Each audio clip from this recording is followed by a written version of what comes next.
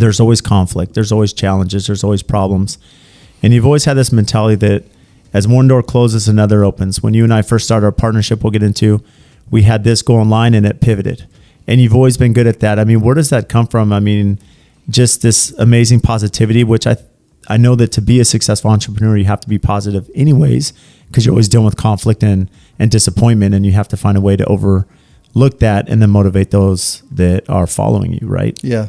No, it's, I've been very blessed, I'd say, in so many different ways. And a lot of it is because, we've built these things or built companies, or you're building companies now, and you don't do it by yourself, you do it by people. So it's not only opportunities, but it's also getting the right staff in place that can get the job done and that can take it forward. Some of these programs, like if you go out and do an acquisition of a company, it'll come with a staff within an organization itself, and you have to go in and evaluate that staff, and you really want to find the stars in it, and you want to make sure you don't lose those stars.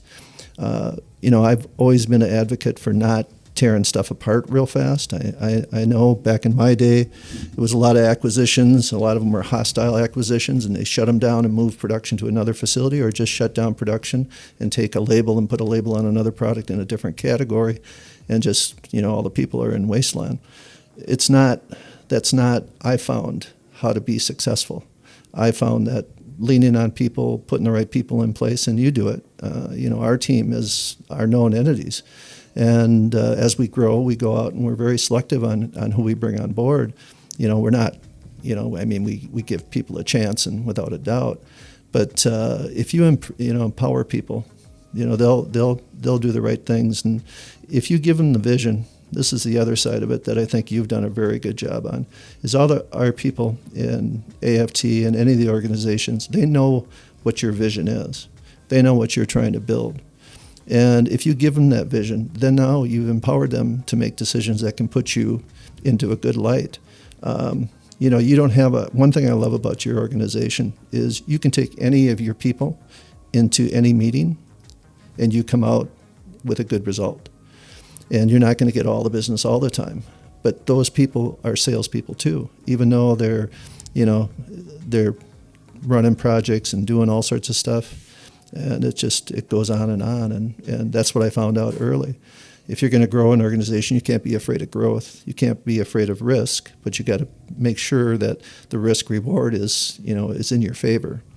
You don't want to take on a project that's going to fail, but sometimes you run into that.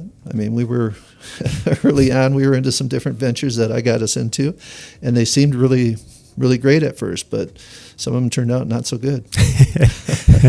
Well, it's interesting. That's one thing I've picked up. I've seen your interactions, Dave. You've had a wide net, wide bandwidth as far as everyone that you're meeting with in all the years, the relationships you built across the country, not just across the country in Wisconsin specifically, but here locally in Arizona.